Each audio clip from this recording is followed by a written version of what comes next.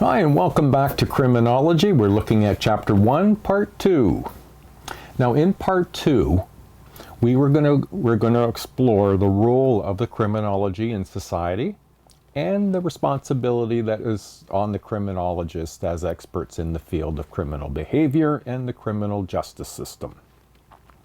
Now, there are many areas in which criminologists specialize. It could include criminal statistics, which data, trends, things like that.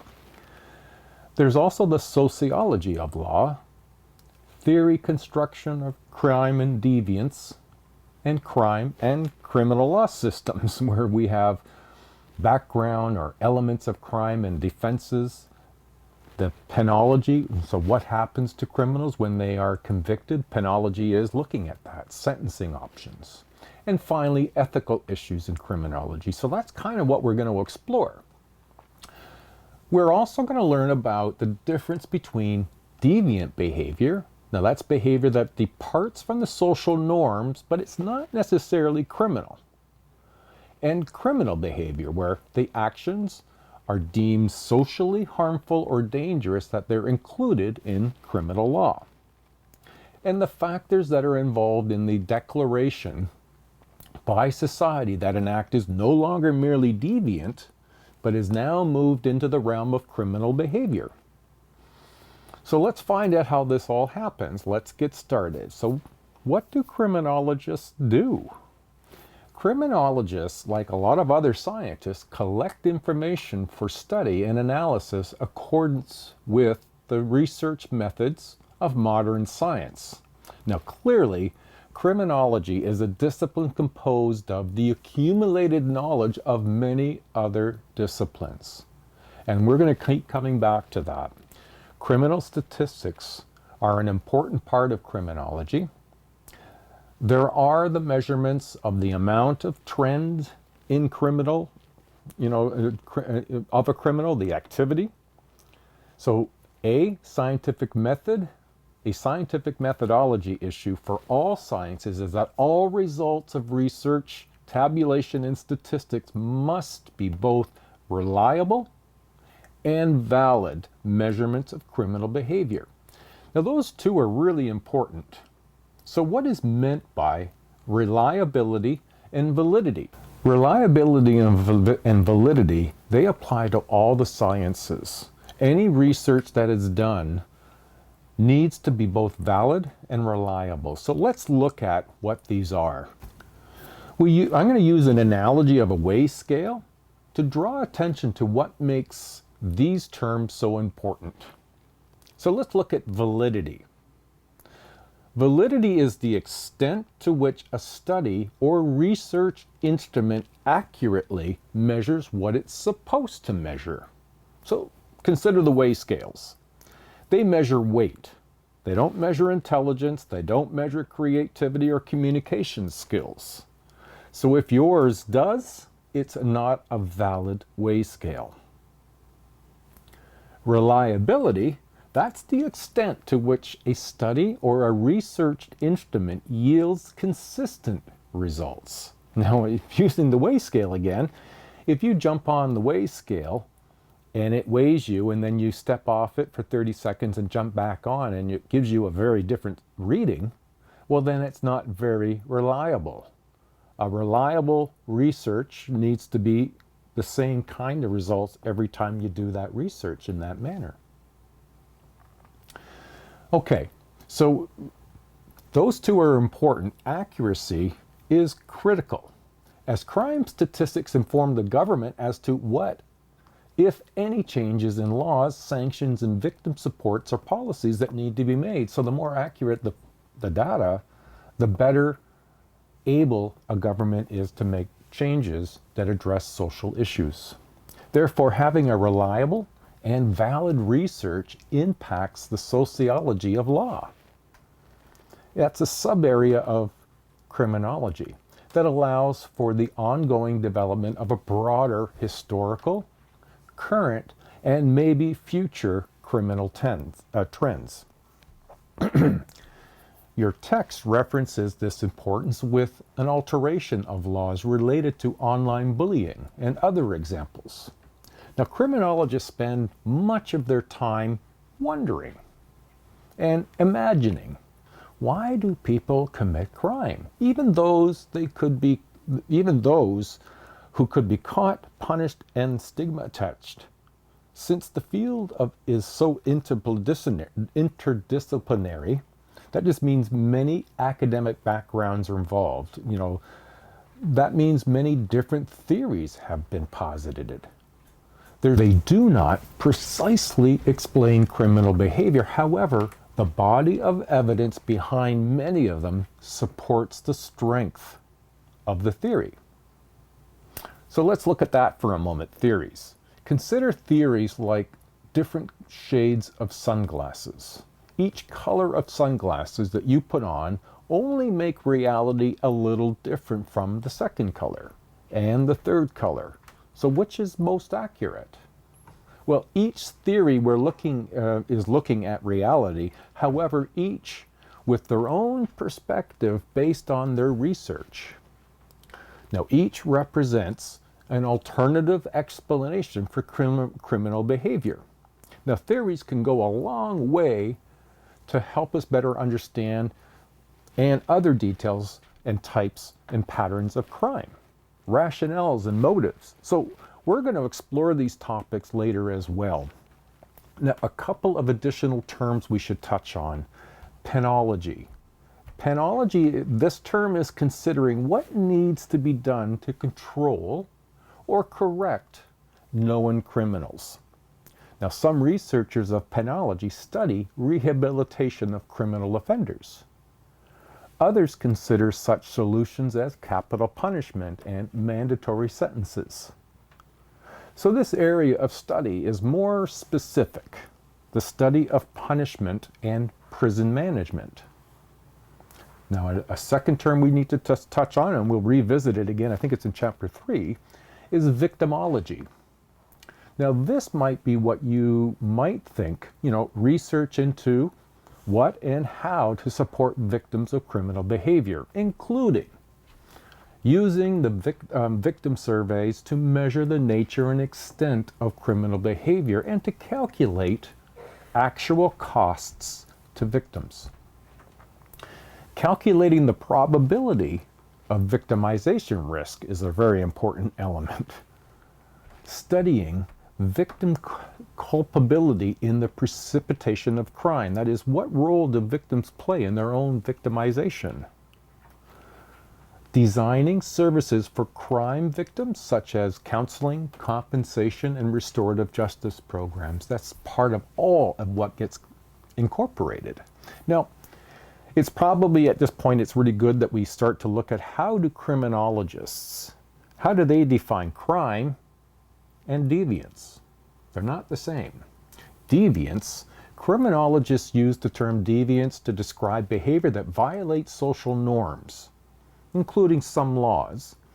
The difference between crime and other forms of deviance is subject to constant change and may vary from one province to another or one country to another, from one time to another time. So it's very dynamic. So if you think of deviance, think of it in terms of breaking a social norm. Now, I wear shorts 24 hours a day, 365 days a year. For 43 years, I have not worn long pants except in 2009. That's a social norm. Everyone wears pants in the winter, but I don't. I wear shorts. So that's a social norm. I've never been arrested for that, but I certainly get people reminding me that I have breached a social norm. So my wearing shorts in the winter is deviant. It's not illegal, but it does breach a social norm. Now, if we look at crime and its definition, crime is any human conduct that violates a criminal law and is subject to punishment. That seems much clearer than deviance, doesn't it? Criminologist John Hagen developed a handy overview of the relationship between deviance and crime And in it, he considers different kinds of deviance, some bordering on criminal or are criminal. He emphasizes that all definitions are dynamic over time. What is deviant now could be a crime in the future, or a crime now may not be a crime in the future. Think marijuana possession. Used to be a crime. Now we're selling it in retail stores. Criminologists also explore the three primary perspectives that help understand various views of what constitutes a crime. First is what's known as the consensus view. This is the belief that the majority of citizens in society share common values and agree on what acts should be criminalized.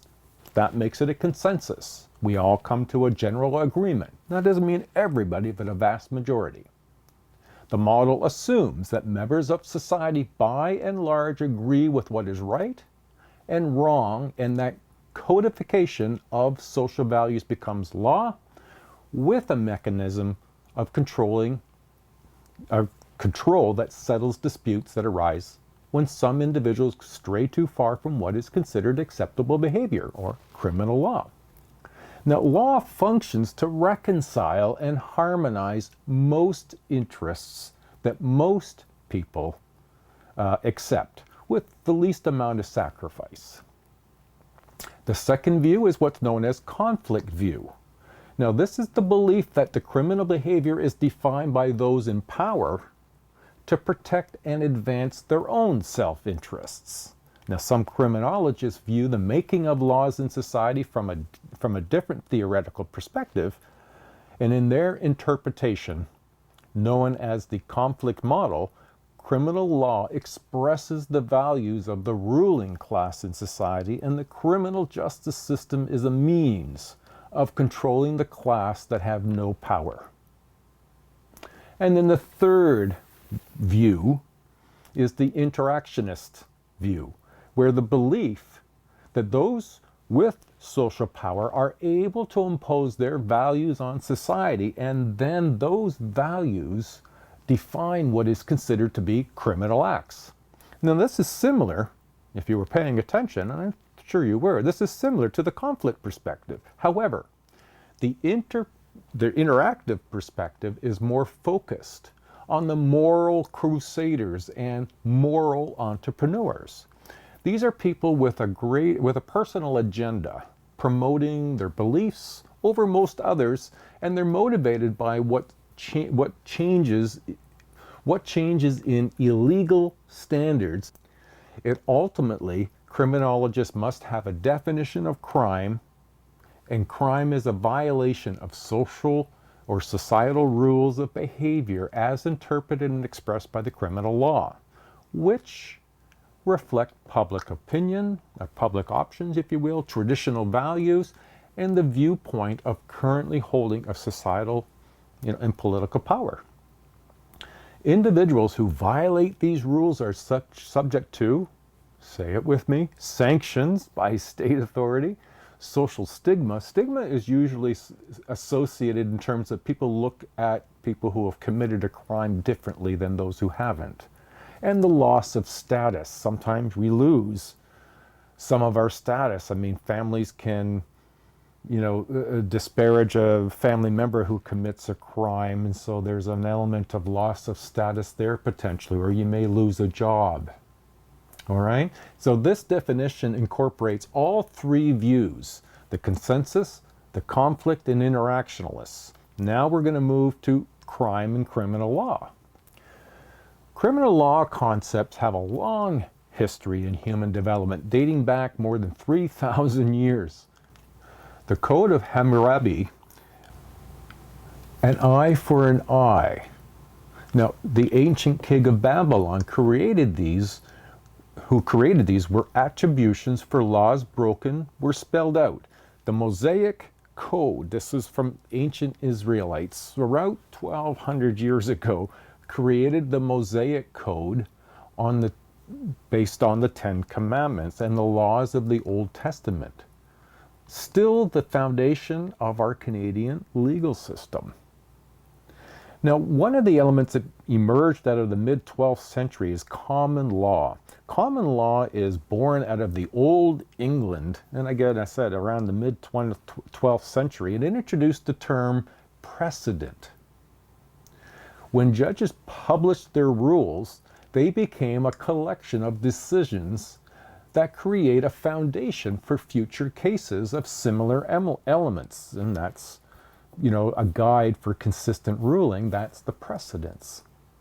When these precedents are commonly applied in similar cases, we have what we would call the term common law, because it's common for all people. Contemporary Canadian criminal law has two types of criminal offenses. There are the summary conviction offenses, and indictable offenses. Let's look at them more closely. Summary conviction offenses, these are some of the least serious offenses, causing a disturbance, theft under $5,000. These have a maximum of about 2 years and about $5,000 fines. Then if we look at the indictable offenses, now these are the more serious crimes. Theft over $5,000, aggravated assault, sexual assault, murder, with many varied sanctions, prison with mandatory sentences.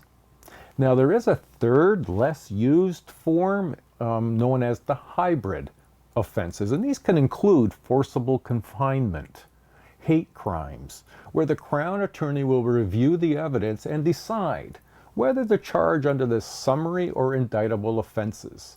This is based on perceived seriousness of the crime. You'll see in your text figure 1.4, it depicts the Canadian criminal justice system. It's 2 pages, but it's a very good overview to give you some perspective of the complexity. No matter which path one could take, often the end results are varying degrees of sanctions. Where the intentions to provide, several social goals. These sanctions are expected to achieve some outcome for the best interest of everybody.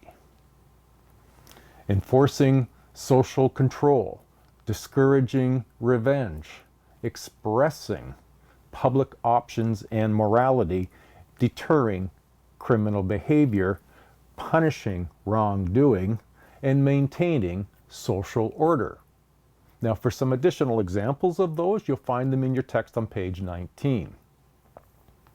Now, the elements of what makes a crime has 2 requisite elements under the Canadian law. Actus reus, the guilty act, a crime must be a voluntary human act. Mens rea, or the guilty mind, no one can be guilty of a crime unless he or she acted with the knowledge of doing something wrong. Now it is implicit in the concept of crime that the perpetrator knows the wrongfulness of the act. It is not required by the perpetrator to know that the penal code, they don't have to know. They have personal feelings of guilt. So for most crimes, both of these conditions need to be met. You can review your text for some good and current Canadian examples of the 2 basic standards there. Okay, so I would encourage you to do that. That's why your textbook's important. As you might expect, not only are there laws and sanctions about what the accused, there are criminal defenses that we can also consider. In order to defend oneself, we need to refute one or more of the elements of the crime that we are accused of. That means they either deny acts of reus or mens rea. Criminal defenses to allegations of criminal behavior are discussed in terms of excuses defenses and justification defenses. Excuse me. excuse defenses, which are based on the lack of intent.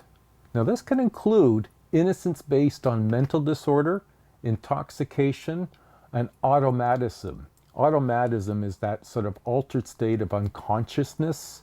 So if you were sleepwalking, that would be an example. Or ignorance. Now, not in the negative term of calling someone ignorant, but in the true sense of the term ignorance, of absolutely not being aware. Now, the second time, justification defenses, which are all claims that an act was justified in the circumstances. Now, this could include duress, self-defense, and entrapment. Now, overview of the criminal law in Canada, we'll just do it's just very brief. 1867, Canada is a nation. 1892, the Canadian Criminal Code was established, and many additional issues concerning the changing social, political, and economic realities can and do prompt additions. Additions like the Anti-Terrorism Act, stalking laws, legalization of marijuana have all been changes. Changes and additions to the Canadian law are both static and dynamic. There we are, a review of your first chapter. This chapter closes with a brief review.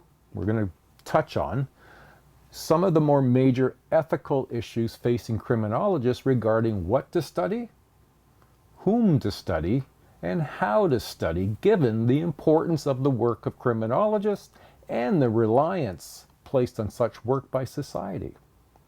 So, the completion of Chapter 1, Crime and Criminology.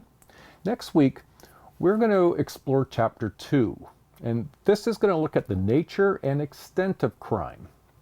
Now, we're going to be looking at topics like, where do crime stats come from? How do we get them? What kind of trends are there? And factors that can influence the crime rate. And then lastly, we'll look at demographics. So this completes our first week. I hope things are going well for you, and please get a textbook if you don't have one. I've forgotten what the date is, but I will post it in announcements. There is a day this semester in the first 5 or 6 weeks that they send all the books back from the bookstore. So if you don't get a book by then, you won't have a book. You can use them with your test and all the notes that you make in them, and it will help you while watching the videos. All right, so good luck, everybody. That's been part 2. Next week, we're going to look at Chapter 2. Bye now. Take care.